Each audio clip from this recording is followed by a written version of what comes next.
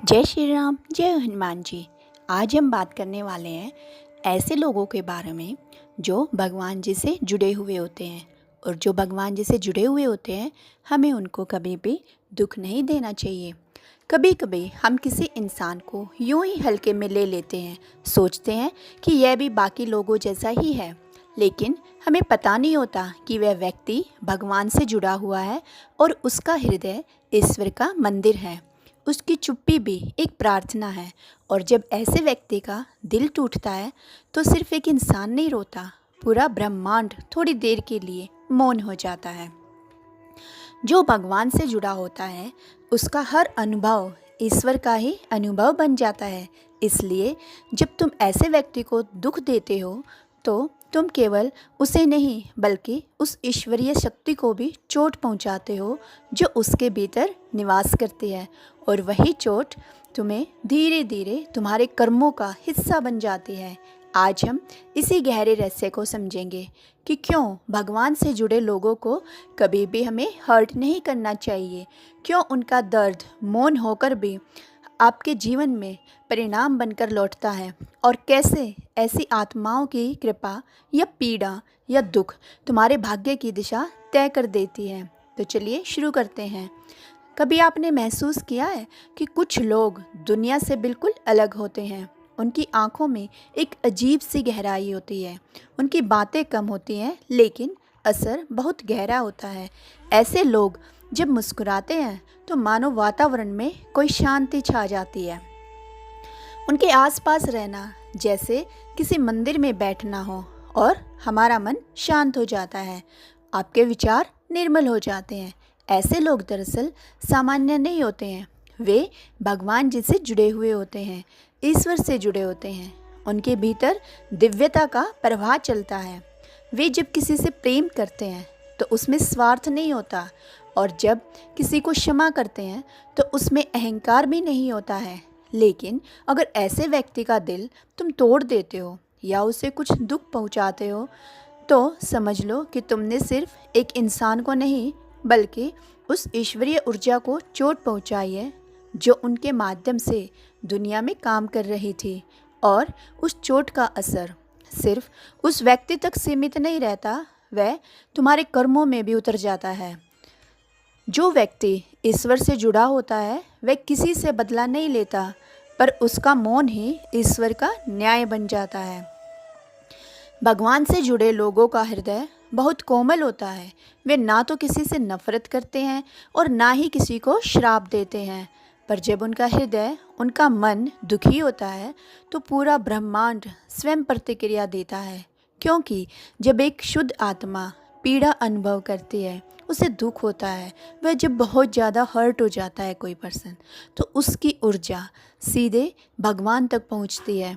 और उस ऊर्जा को संतुलित करने के लिए प्रकृति स्वयं व्यवस्था करती है। इसलिए कहा गया है, संत को रुलाना ईश्वर को रुलाने के समान होता है। देखो, यह ब्रह्मांड बहुत न्यायप्रिय है।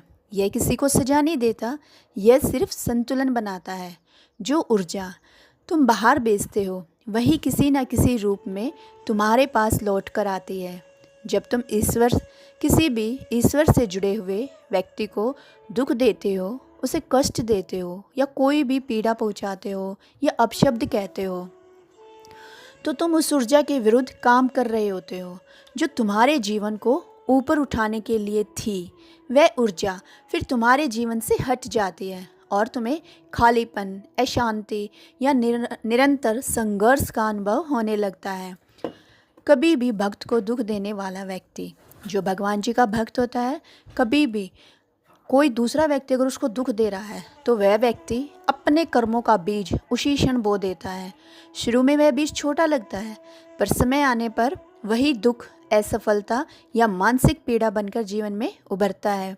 कई बार हम सोचते हैं ना कि मैंने तो उसको छोटी सी तो बात बोली थी, उसको एक ही तो शब्द कहा था। उसी तरह से शुरू में वो बीज छोटा होता है, लेकिन धीरे धीरे उस मनुष्य के मन पे, जीवन पर क्या प्रभाव पड़ता है, वह फल हमें भोगना पड़ता है। मानसिक पीड़ा बनकर जीवन में उभरता है। यही कारण है कि किसी साधक, किसी सच्चे भक्त या किसी दुआ करने वाले इंसान को कभी भी हर्ट मत करो, उसको दुख मत पहुंचाओ, क्योंकि उनकी आत्मा बहुत संवेदनशील होती है। वे चुप रहते हैं, लेकिन उनकी चुप्पी में भी प्रार्थना होती है। और जब कोई भक्त प्रार्थना में मौन होता है, तब उसका मौन भी शक्तिशाली होता है। भगवान से जुड़े लोग अक्सर बहुत सरल होते हैं। वे सबकी मदद करते हैं, क्योंकि वह अपने मन से दयालु होते हैं ना, सबके लिए दुआ करते हैं। लेकिन बहुत बार लोग उनकी इस सरलता को, इनकी दयालुता को कमजोरी समझ लेते हैं, उन्हें धोखा दे देते हैं, उनका इस्तेमाल कर लेते हैं और फिर सोचते हैं कि अब क्या होगा। पर वे भूल जाते हैं कि भगवान अपने भक्तों को कभी भी अकेला नहीं छोड़ते हैं। वे स्वयं उनके हृदय की, उनके मन की, उनके जीवन की रक्षा करते हैं। कोई उनके साथ अन्याय करे तो भगवान उसी अन्याय को उसके जीवन में सीख में बदल देते हैं। कई बार तुम देखोगे कि जिसने किसी भक्त को दुख दिया, उसका जीवन कुछ समय बाद नीचे गिरने लग जाता है। लोग कहते हैं कर्म का फल मिल गया, लेकिन सच्चाई यह है कि वह उस संत की पीड़ा की तरंगों का प्रतिफल होता है।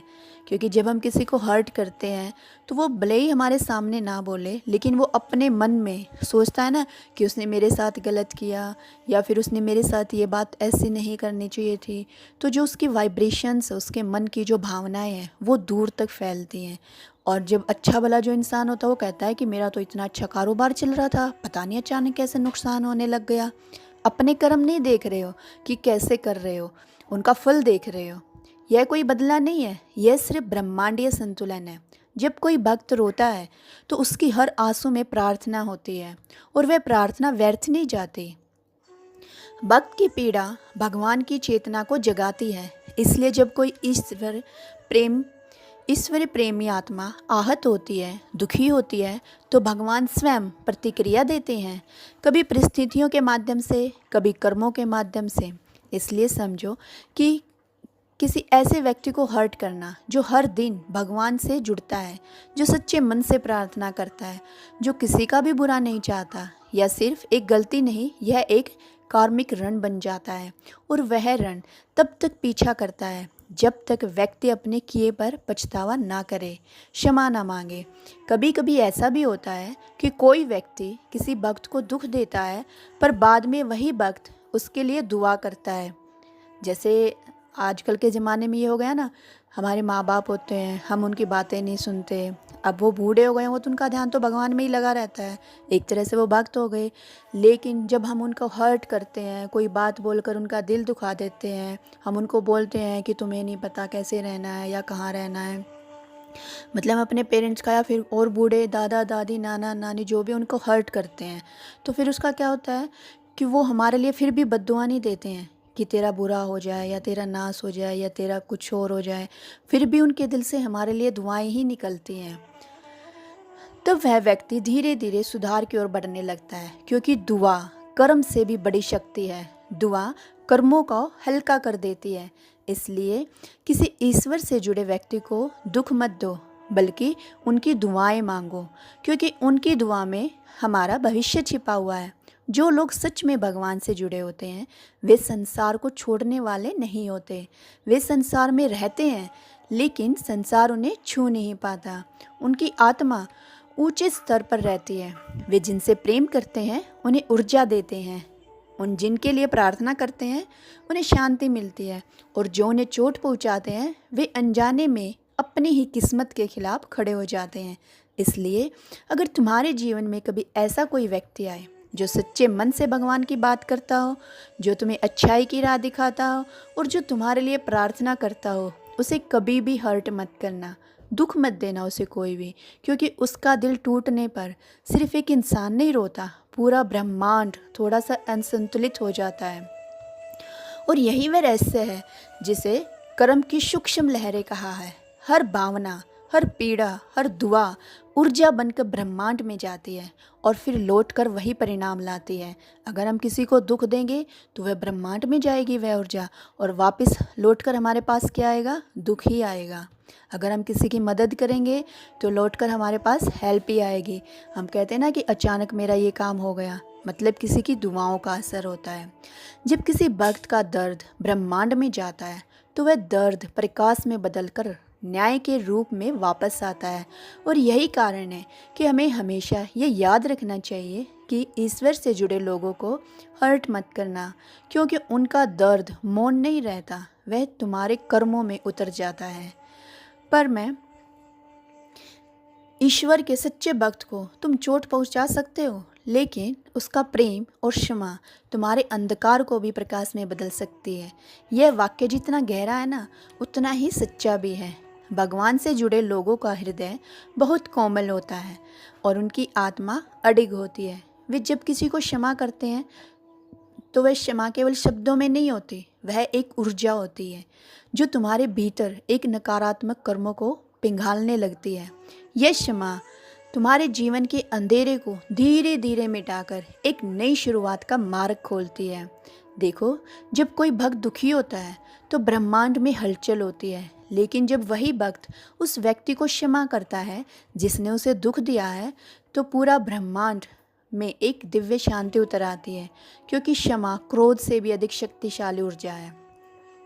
क्षमा करना क्रोध से भी अधिक शक्तिशाली ऊर्जा है। पर मैं ऐसा नहीं कहूँगी कि फॉरगिव प्रेम की, फिर भी अगर तुम्हारे भीतर प्रेम की खुशबू बाकी है तो समझो तुम्हारा संबंध ईश्वर से है। भक्त की यही विशेषता होती है, वह हर्ट होकर, दुखी होकर भी दुआ करता है, और उसकी यही दुआ कई बार उसे व्यक्ति के कर्मों का संतुलन बना देती है जिसने उसे दुख दिया है। यही कारण है कि भक्त से माफ़ी मांग लो। होते ना, जो सच्चे भक्त होते हैं उनके मन में फिर किसी प्रकार का बैर भाव नहीं रखते। वो अगर किसी ने उसको हर्ट भी किया तो फिर भी वो यही सोचते हैं कि हर आत्मा अपनी जीवन यात्रा पे आई हुई है, जो जैसे संस्कार लेकर आया है वो वैसा ही व्यवहार करता है, लेकिन उस व्यवहार को हम अपने कर्मों के द्वारा बदल सकते हैं। उसके आशीर्वाद से तुम्हारा कर्म हल्का हो जाएगा। यह कोई अंधविश्वास नहीं है, ये गहरी आध्यात्मिक सच्चाई है, क्योंकि जब एक भक्त तुम्हारे लिए दुआ करता है तो उसके माध्यम से ईश्वर तुम्हारे कर्मों में प्रकाश भेजता है। कई बार लोग सोचते हैं अगर हमने किसी को दुख दिया है तो बस समय के साथ सब ठीक हो जाएगा, लेकिन ऐसा नहीं है। समय घाव को ढक सकता है पर कर्म की ऊर्जा को मिटा नहीं सकता। उसे केवल प्रेम, पछतावा और क्षमा की शुद्ध कर सकते हैं। इसलिए अगर तुमने किसी आध्यात्मिक व्यक्ति को, किसी सच्चे भक्त को कभी दुख पहुंचाया हो तो सबसे पहले भीतर से पश्चाताप करो। सच्चे मन से ईश्वर से कहो, हे प्रभु, मैंने अनजाने में उस आत्मा को दुख दिया या जो आपसे जुड़ी थी, मुझे क्षमा करें। इस तरह की सच्ची प्रार्थना तुम्हारे जीवन में प्रकाश के द्वार खोल देती है। अगर कोई तुम्हें धोखा दे तो उससे घृणा मत करना, बल्कि ईश्वर से कहना, हे प्रभु, उसे भी वही प्रेम दो जो आप मुझसे करते हो।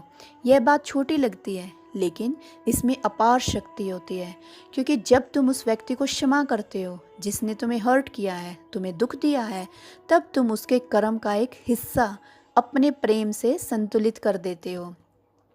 यही तो ईश्वर का नियम है।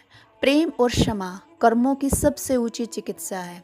अब जरा सोचो, अगर ऐसा व्यक्ति जिसने हर्ट किया है वही तुम्हारे लिए दुआ करने लगे तो तुम्हारे कर्मों में कितना परिवर्तन आ जाएगा। यही कारण है कि कई बार लोग अनजाने में किसी भक्त को दुख देते हैं, पर बाद में उनका जीवन किसी अज्ञात कृपा से संवरने लगता है। वो कृपा किसी और की नहीं होती, वह भक्त अपने मौन आशीर्वाद से उनका मार्ग साफ कर देते हैं। हम भी सोचते ना ऐसे कि हमारे साथ किसी ने बुरा किया, फिर भी हम भगवान जी से प्रार्थना करते हैं कि हे भगवान जी से सद्बुद्धि देना, ये अच्छे कर्म करे, है ना। तो इस तरह से वो इंसान बदल जाता है। जो व्यक्ति ईश्वर से जुड़ा है वह बदला नहीं लेता, वह परिवर्तन लाता है। उसका मौन भी दुआ बन जाता है, उसके आंसू भी करुणा में बदल जाते हैं, उसकी हर सांस में प्रेम होता है। और जो कोई ऐसे व्यक्ति के संपर्क में आता है वह चाह कर भी वैसे नहीं रह पाता, उसका मन धीरे धीरे पवित्रता की ओर बढ़ता है। इसलिए अगर तुम जीवन में ऐसे किसी व्यक्ति से मिले हो जो हमेशा दूसरों की भलाई चाहता हो, जो ईश्वर की बातें करता हो, जो हर परिस्थिति में शांत रहता हो, समझो कि तुम्हें ईश्वर की एक झलक दिखी है। ऐसे व्यक्ति के पास रहना, उनकी बातों को सुनना, उनके लिए प्रार्थना करना, यह खुद एक पुण्य है। और अगर गलती से भी कभी उन्हें दुख पहुंचा दिया हो तो तुरंत क्षमा मांगो, क्योंकि उनकी क्षमा में ही तुम्हारी मुक्ति का बीज छुपा होता है। भक्तों का दिल तोड़ने से बड़ा पाप कोई नहीं है इस संसार में, और उनकी दुआ पाने से बड़ा पुण्य कोई भी नहीं है। यह संसार कर्म के नियम पर चलता है। जो ऊर्जा तुम बेचते हो ना, वही लौट कर तुम्हारे पास आती है। अगर तुम किसी को पीड़ा दुख देते हो तो वह ऊर्जा तुम्हारे पास किसी न किसी रूप में लौटती है। लेकिन अगर वही व्यक्ति तुम्हारे लिए क्षमा और दुआ भेजता है तो वह ऊर्जा तुम्हारे जीवन को रूपांतरित कर देती है। इसलिए कहा गया है, संत का दिल मत दुखाओ, क्योंकि उसका मौन भी आशीर्वाद या दंड बन सकता है। अब जो तुम ऐसे किसी हृदय को हर्ट करते हो या दुख पहुंचाते हो तो तुम उस कृपा प्रवाह को रोकते हो। लेकिन जब तुम उस व्यक्ति की इज्जत करते हो, उससे प्रेम करते हो, उससे प्रेम से बातें करते हो, या बस आभार व्यक्त करते हो कि मेरी वजह, आपकी वजह से मेरा ये काम बन गया है ना, आभार व्यक्त करना, वही कृपा तुम्हारे जीवन में उतरने लगती है। और यही कृपा तुम्हारे दुखों को मिटाकर तुम्हारे जीवन में चमत्कार लेकर आती है। तो अगर तुम चाहते हो कि तुम्हारे जीवन में ईश्वर की कृपा बनी रहे तो बस एक बात हमेशा याद रखना, कभी भी किसी ऐसे व्यक्ति को दुखी मत करना जो भगवान से जुड़ा हो। ऐसे लोग इस दुनिया में बहुत कम होते हैं। उनका जीवन ही प्रार्थना होता है, उनके शब्दों में ही शांति होती है, और उनका मौन ही ईश्वर का उत्तर होता है। कभी किसी ऐसे इंसान के प्रति कड़वाहट मत रखो जो तुम्हें अच्छाई की राह दिखाता हो। जैसे हमारे पेरेंट्स होते हैं वो तो हमेशा हमारे अच्छे के लिए करते हैं ना, लेकिन कई बच्चे ऐसे होते हैं कि उन्हें लगता है कि नहीं, पापा तो झूठ बोलते हैं, या पापा गलत बता रहे हैं, या मम्मा गलत बता रही है। कभी भी उनके लिए अपने मन में कड़वाहट मत रखो। अगर उसने तुम्हें डांटा भी हो तो समझो वह तुम्हारे विकास के लिए था। अगर उसने तुम्हारे जीवन से दूरी बना ली तो शायद ईश्वर ने तुम्हारे जीवन में कुछ सीख लिखी है। ऐसे लोगों को खोना नुकसान नहीं होता, बल्कि एक चेतावनी होती है कि तुमने ईश्वर की उपस्थिति को हल्के में लिया है। तुम्हारे जीवन में जो है प्रेम, भक्ति और सत्य की बात करता है तो उसे सम्मान दो, उसके शब्दों को हल्के मत लो, क्योंकि जो व्यक्ति ईश्वर से जुड़ा है वह तुम्हारे कर्मों के परिवर्तन का माध्यम बन सकता है।